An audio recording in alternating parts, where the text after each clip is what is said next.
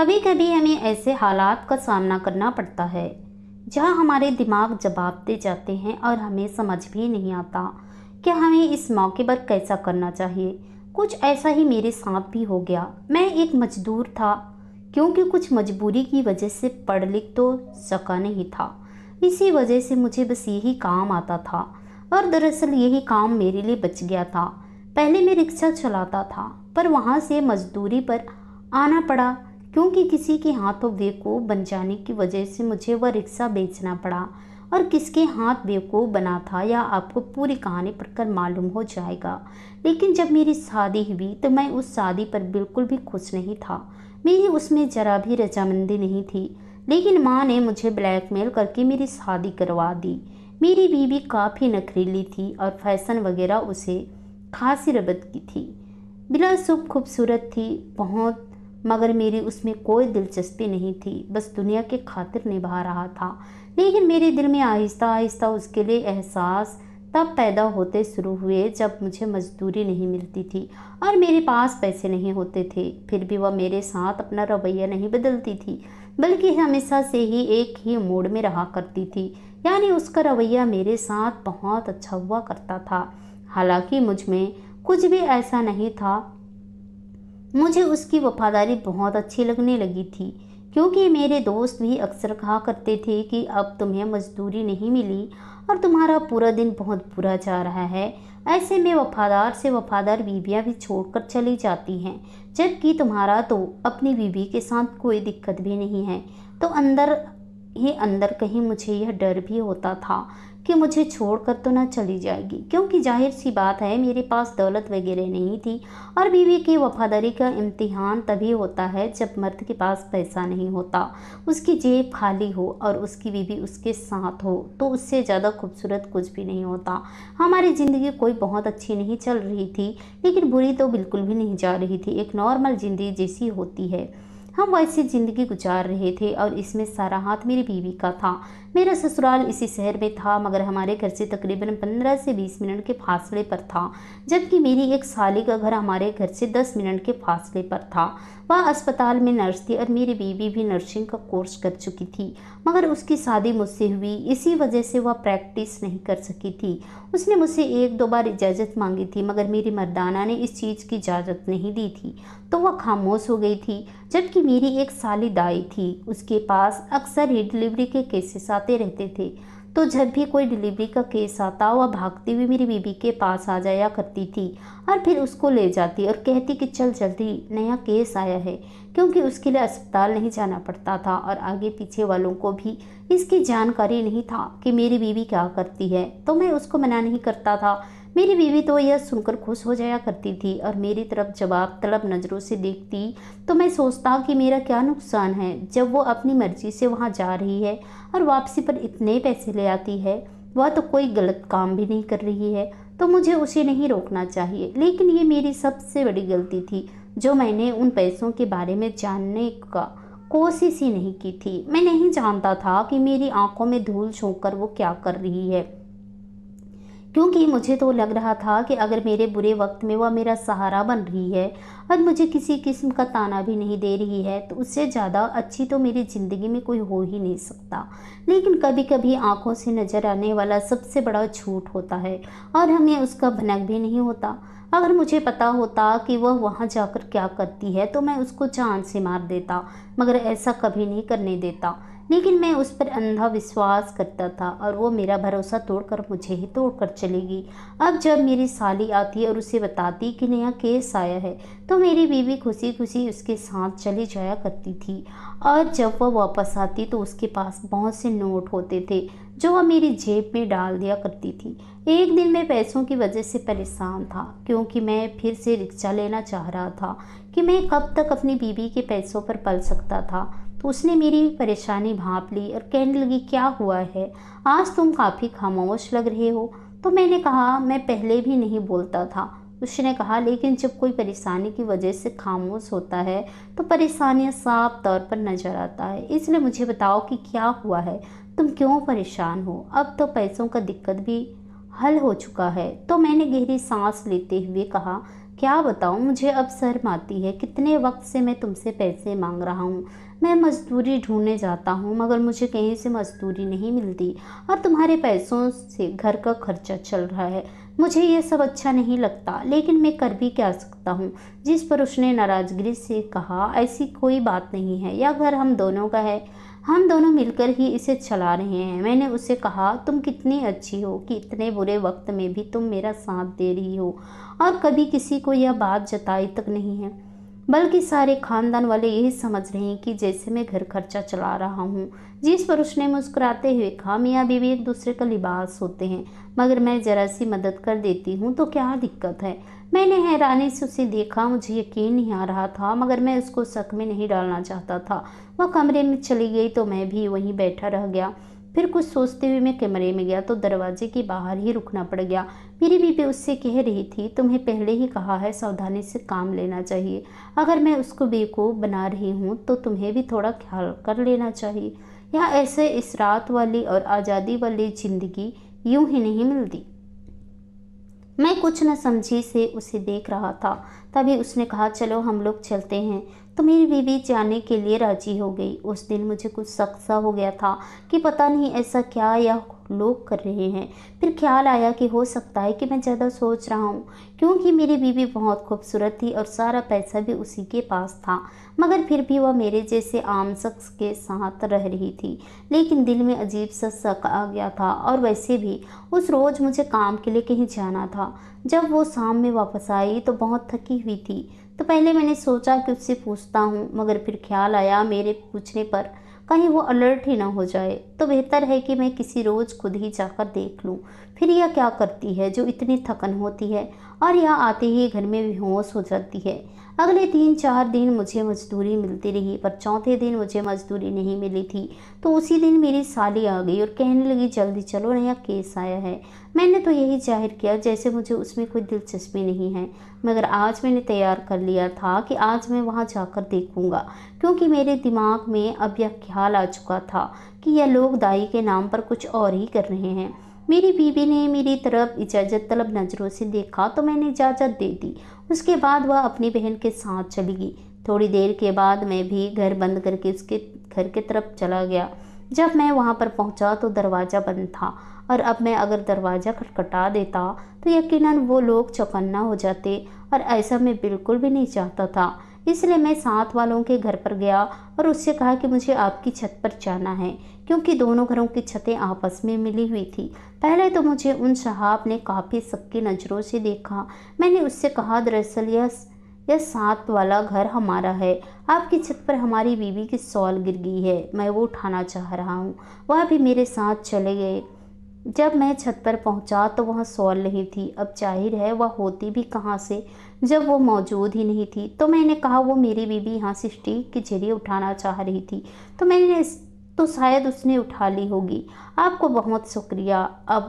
मैं अब यहीं से चला जाता हूँ। वह काफ़ी शरीफ इंसान था, इसलिए उसने मुझ पर शक नहीं किया था। मैंने दीवार पर लांघकर उसकी छत पर छलांग लगा दी।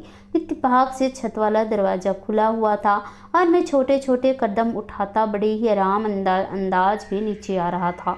लेकिन घर में तो जैसे उल्लू बोल रहे थे। इतनी खामोशी थी कि मुझे इतनी खामोशी में वसहत हो रही थी। और तभी मुझे कमरे से थोड़ी सी खटपट की आवाज़ आई।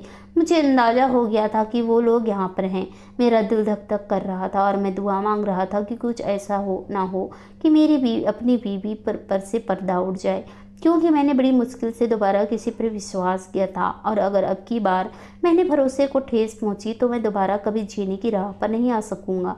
तभी कुछ आवाज़ें मेरे बिल्कुल करीब से आने लगी। तो मेरे दाएं तरफ एक कमरा था, वह लोग यकीनन उसके अंदर ही थे। अंदर से मुझे मर्दाना आवाज़ भी आ रही थी और मुझे यूँ लगा कि किसी ने मेरे ऊपर छत्र गिरा दी हो। तरह तरह की सोचें मुझे घेर रही थी, मगर फिर भी मैं उस मौके पर भी झांका तो मेरी बीवी मुझे नजर आई।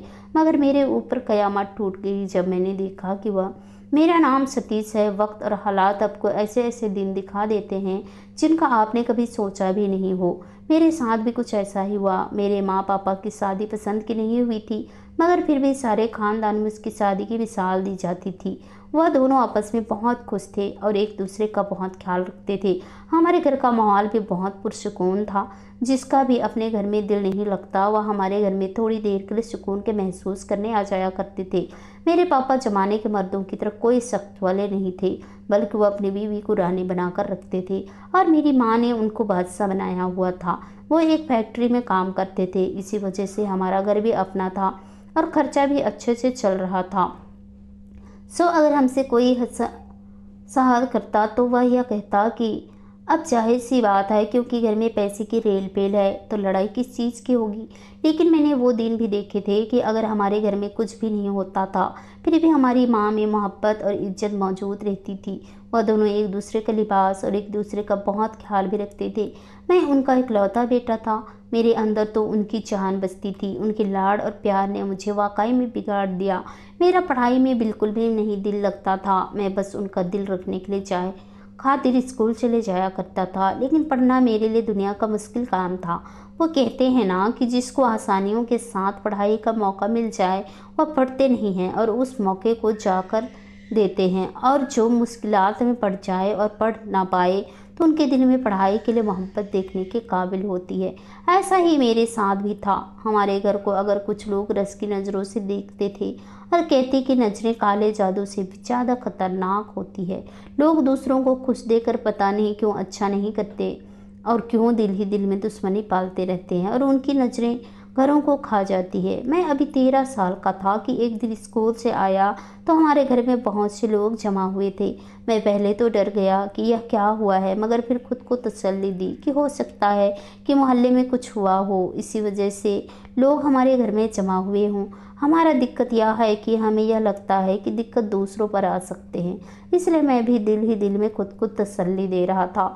मगर जब मैंने देखा कि लोग मुझे देखकर और ज़्यादा रोने लगे तो अब मुझे घबराहट हो रही थी। मैं आगे भागता हुआ गया और चारपाई के पास माँ को बैठे देखा जो रो रो कर निढाल हो रही थी। मैंने स्कूल बैग एक तरफ फेंका और माँ के पास बैठ गया, क्योंकि जो ख्याल मुझे आ रहा था वो मैं सोचना भी नहीं चाहता था। मेरी एक बुआ ने मेरे सिर पर हाथ रखा और गले लगाने की कोशिश करते हुए कहा कि तुम्हारा बाप तुम्हें छोड़कर चला गया है। मैंने बेयकीनी से उनको देखा। मुझे यकीन ही नहीं आ रहा था कि वो बाप जिसने मुझे सुबह हंसते हुए विदा किया वो मुझे कैसे छोड़ गया। वो मेरी आंखों में शायद बेयकीनी को पड़ चुकी थी, इसलिए कहने लगी, फैक्ट्री से वापसी पर तुम्हारे पापा रिक्शे में घर आ रहे थे तो उनका रिक्शा किसी ट्रक से टकरा गई। इसी वजह से वह हमें छोड़कर चले गए। मुझे यूँ लग रहा था कि आसमान मेरे सर पर गिर चुका हो। मैं वक्त का यह जुल्म सह नहीं पाया था। फिर उनके चेहरे से चादर हटाई तो वह यही शख्स था जिसने मुझे जन्नत इसी दुनिया में ही दी थी। उनके चेहरे पर हाथ रखते हुए मैंने कहा कि बाबा उठ जाइए, लेकिन वह शायद सुन रहे थे मगर कुछ कर नहीं पा रहे थे। मैं बहुत फूट फूट कर रोया। उनका चले जाना मेरी ज़िंदगी का सबसे बड़ा दुख था। मैं इतना समझदार नहीं था, मगर फिर भी मुझे मालूम था कि ज़िंदगी का अच्छा वक्त अब एक को बहुत पहुँच चुका है। मेरा दिल कर रहा था कि मैं उनका हाथ पकड़कर उनको उठाकर वापस घर ले आऊं। उनकी मौजूदगी में मैंने कभी भी उनके साथ ज़्यादा वक्त नहीं गुजारा था, क्योंकि हमें अपनों के खो जाने के बाद ही उनकी अहमियत का एहसास होता है। लेकिन अब उसके बगैर पहली रात ही मेरे लिए जैसे क़यामत की थी। यूँ लग रहा था जैसे हमारे घर पर कोई एक शख्स भी मौजूद न हो। हालांकि घर में इतने ज़्यादा लोग मौजूद थे, मगर पापा की कमी की वजह से घर पूरी तौर पर खाली महसूस हो रहा था। उसके चंद दिन बाद जब सारे मेहमान वगैरह चले गए तो घर वीरान हो गया। माँ पहले तो कितना अरसा बस रोती रहती थी और मेरे पास में उनको चुप कराने के लिए कोई अल्फाज ही नहीं थे।